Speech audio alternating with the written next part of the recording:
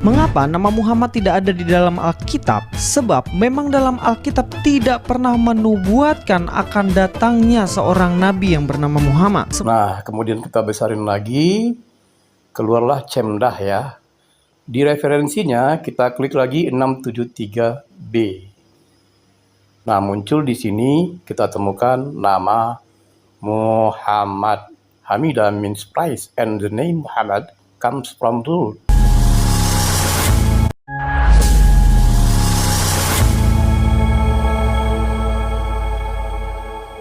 Assalamualaikum warahmatullahi wabarakatuh. Sahabat beriman, berjumpa kembali di Bintang Mu'alaf Channel. Mudah-mudahan kita semua selalu sehat walafiat di dalam lindungan Allah Subhanahu wa ta'ala.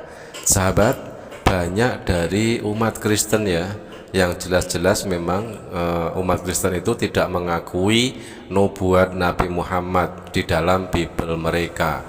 Nah, di sini saya ambil satu perwakilan umat Kristen, yaitu Lois Prasetyo ini, yang mana dia juga mengatakan tidak ada tertulis nama Nabi Muhammad itu di dalam Bible seperti itu ya. Tetapi kita nanti akan tunjukkan sebuah fakta yang mencengangkan bagi semua umat Kristen di dunia. Nah sahabat, mari kita simak terlebih dahulu kumur-kumur asumsi dari perwakilan Kristen, yaitu Lois Prasetyo. Di dalam Alkitab, pertanyaan ini. Selamat pagi, saya mau tanya, mengapa di dalam Alkitab tidak pernah ada nama Muhammad? Sedangkan di dalam Al-Quran banyak nama Isa Al-Masih disebut. Nggak usah, saudara-saudara, nggak usah masuk Kristen.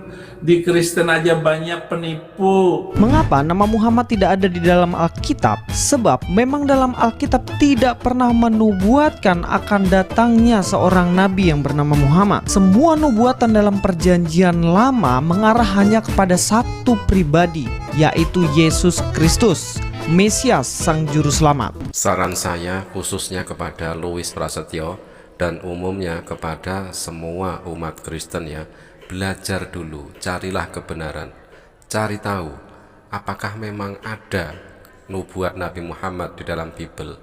Dan jika kalian belajar, jika kalian tidak pernah lelah mencari tahu, pasti akan kalian temukan bahwasanya ternyata nubuat Nabi Muhammad SAW disebut di dalam Taurat dan Injil. Kedatangan Nabi Muhammad SAW sebagai penutup para nabi telah disebutkan jauh sebelum beliau lahir. Kitab-kitab agama terdahulu dikatakan telah menyebut akan lahirnya Muhammad yang membawa ajaran kenabian dari Allah Subhanahu wa ta'ala.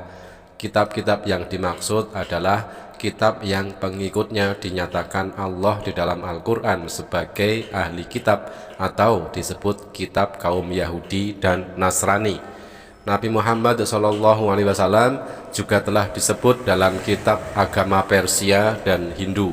Seperti dikutip dari buku berjudul Kelengkapan Tarikh Nabi Muhammad volume 1 oleh Munawar Khalil, disebutkan bahwa datangnya Nabi Muhammad SAW kepada umat manusia telah disebutkan dan dinyatakan dalam kitab Taurat dan Injil. Hal demikian sebagaimana disebutkan di dalam Al-Quran surat Al-A'raf ayat 157 yang berbunyi, yaitu orang-orang yang mengikuti Rasul Nabi yang ummi yang namanya mereka dapati tertulis di dalam Taurat dan Injil. Perjanjian lama dalam bahasa Arab disebut Al-Ahdu Al-Qadim dan di dalam bahasa Belanda disebut Old Testament, atau yang dianggap sebagai kitab Taurat oleh kaum Yahudi dan Nasrani. Sedangkan perjanjian baru dalam bahasa Arab disebut Al-Ahdu Al-Jadid dan dalam bahasa Belanda disebut New Testament. Dan itulah yang dianggap kitab Injil oleh kaum Nasrani. Perjanjian lama berisi himpunan kitab suci dari nabi-nabi sebelum Nabi Isa alaihissalam, dan perjanjian baru adalah yang berisi himpunan kitab suci yang dibawa Nabi Isa alaihissalam. Di dalam buku tersebut disebutkan beberapa ayat dari kitab-kitab agama terdahulu yang menjelaskan tentang akan datangnya Nabi Muhammad SAW. Buku tersebut mengutip bunyi kalimat bahasa Indonesia dari ayat Bible yang disalin dari Bible yang diterjemahkan ke dalam bahasa Indonesia yang diterbitkan oleh Netherlands Bible Genootschap di Amsterdam pada tahun 1916. Salah satunya disebutkan dalam kitab Ulangan 18 nomor 15 yang berbunyi bahwa seorang nabi dari antara kamu, dari antara segala saudaramu, dan yang seperti aku ini, yaitu akan dibangkitkan oleh Tuhan Allahmu bagi kamu, maka dia haruslah kamu dengar. Di beberapa ayat di dalam kitab Ulangan itu disebutkan akan diutusnya Nabi Muhammad SAW dengan semua yang dikatakannya membawa atau menyebut nama Tuhan dan bukan nama dewa. Nabi Muhammad SAW juga wafat tidak karena dibunuh orang. Selain itu, apa yang dikatakan oleh Nabi Muhammad tentu terjadi, meski baru terjadi pada masa beberapa abad sesudah wafatnya dan yang terjadi pada masa hidupnya. Bahwa kalau Nabi itu berkata atas nama Tuhan, lalu barang yang dikatakannya itu tak jadi atau tak datang, itulah perkataan yang bukan sabda Tuhan, melainkan Nabi itu berkata dengan angkaranya, jangan kamu takut akan dia. Tertulis di dalam Ulangan 18 nomor 22. Kemudian di dalam Injil Yahya juga disebutkan ayat yang mengarah pada akan kedatangan Nabi Muhammad SAW seperti di dalam Yahya 14 nomor 26 yang berbunyi, tetapi penghibur yaitu Ruhul Kudus yang akan disuruh oleh Bapa sebab namaku, yaitu akan mengajarkan segala perkara itu kepadamu dan mengingatkan kamu segala perkara yang telah kukatakan kepadamu itu. Maka sekarang sudah kukatakan kepadamu sebelum jadinya, supaya apabila ia kelak boleh kamu percaya. Tertulis di dalam Yahya 14 nomor 29. Dari ayat itu dijelaskan bahwa Nabi Muhammad SAW akan datang dan diperintah oleh Tuhan dan akan mengajarkan segala perkara kepada manusia. Hal demikian juga telah dinyatakan di dalam Al-Quran. Kemudian dalam ayat lainnya di kitab Injil Yahya, Nabi Muhammad SAW digambarkan sebagai penghibur atau Rohul Kudus dan yang akan memuliakan Nabi Isa karena ia akan mengambil beberapa keterangan dari apa yang telah diterangkan oleh Nabi Isa kepada kaumnya. Di dalam kitab Injil Barnabas, kedatangan Nabi Muhammad SAW lebih jelas dinyatakan. Barnabas sendiri adalah nama seorang sahabat atau pembela Nabi Isa.